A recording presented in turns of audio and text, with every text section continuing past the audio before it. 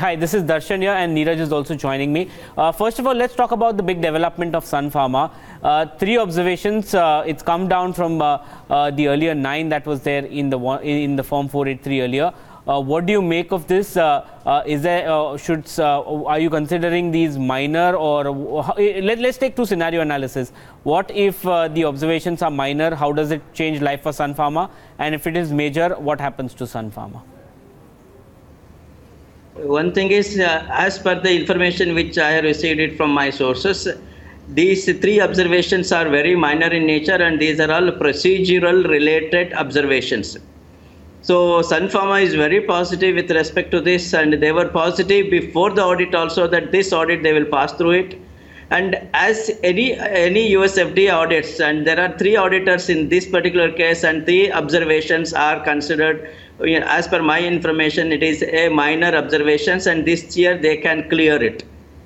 What happens next? Because in a scenario analysis, is it possible that Sun Pharma responds to the US FDA? They have to do it in 15 days. And can Sun Pharma's Halol facility be cleared now without a re-inspection? Absolutely. This time there won't be further inspection. Within the 15 working days, they will have to send the 483 observations compliances. And based on the compliances, within 2 months or maximum 3 months, they can get a clearance and warning letter can be lifted. Okay, just one more thing on Sun Pharma. They've managed to get Halol in shape right now. That is what the street is anticipating. But why haven't they been able to do anything except for Mohali, which was a Ranbaxy plant? Karkhadi still remains under import alert. Devas and Ponta Sahib, which are ex-Ranbaxy plant, they continue to remain under import alert. Why isn't Sun Pharma doing anything on that front? Definitely, they must be having a strategy to do all these things, and step by step they wanted to go ahead. And in this case, Sun Pharma Halol facility, which is a big facility, and some important products are going out from this plant to US. They have considered this as the first priority to do all these things right. So definitely, they will take care of the Devas facility as well as Mohali facility also in the next time to come.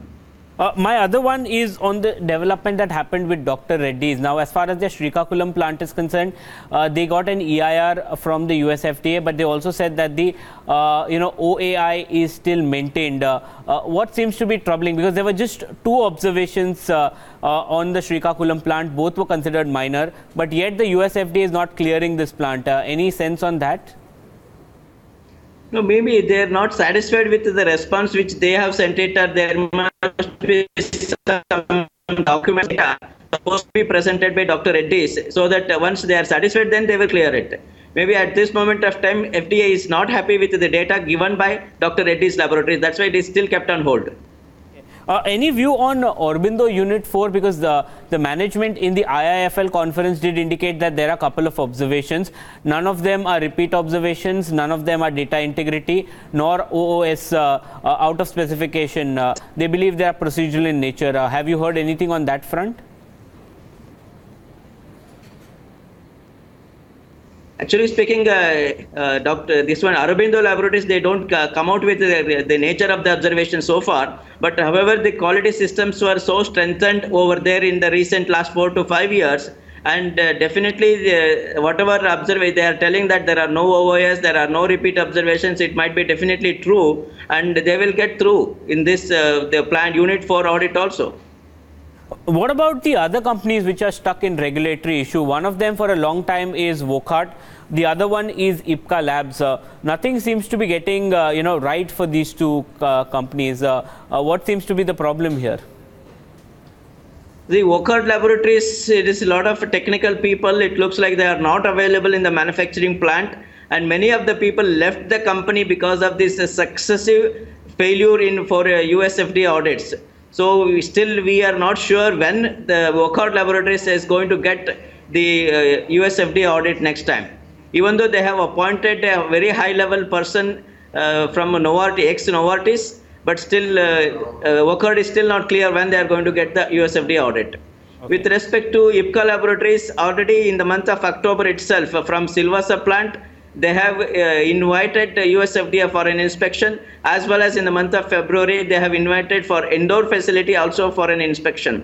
Only the facility which is left out is Ratlam facility, which should be which they will be sending the invitation maybe by the month of March or maybe in the month of April. Maybe there is a possibility FDA will merge all the three together for an audit. That's why they have not yet planned for an audit up to IPCA laboratories so far. And what about Lupin's issues? Their two plants do have a warning letter. It's a combined warning letter for Goa and Indore. Do you think they'll be able to come out of this soon? Definitely they will be able to come out, but they have to present a lot of data over there because these were related to successive out of specification observations. See, since last 3 audits, if you consider of the 2 different plants, the OS observations are common in nature. FDA also has a patience in order to see how long they will continue to have these kind of out of specification observations. So this time that is the reason they have given the warning letter. There is a possibility that they should collect the data of a previous out of specification observations and then compile it together and then do the reinvestigation if necessary. And if these data is presented at the earliest, then they can come for an audit again. Okay, and my final question, Dr. Gurudatta, is on coming back to Sun Pharma. Given the fact that if Halol gets cleared, what is the way ahead for Sun Pharma? Because, pricing pressure, competition, all of them are there, and still, they will not be able to get, approvals at the drop of a hat. It will take some time. So, how will life change for Sun Pharma now? See, at least they will start getting the registration, whichever the dossiers which you have submitted, ANDAs they have submitted, they will get the clearance for the new products. And the existing products also, they will start continue to manufacture from Sun Pharma facility. There are some very good molecules which they have worked on with respect to the ANDAs, and those will get an approval for that. But anyway, it takes its own process in order to get the approvals. It is not connected to the plant approval or anything, because plant approval is anyway going to get it in next 2 to 3 months time. But the regular dossier approvals will have its own time period in order to have a thorough review, and then any clarifications or anything required, then it will have to substantiate with the data.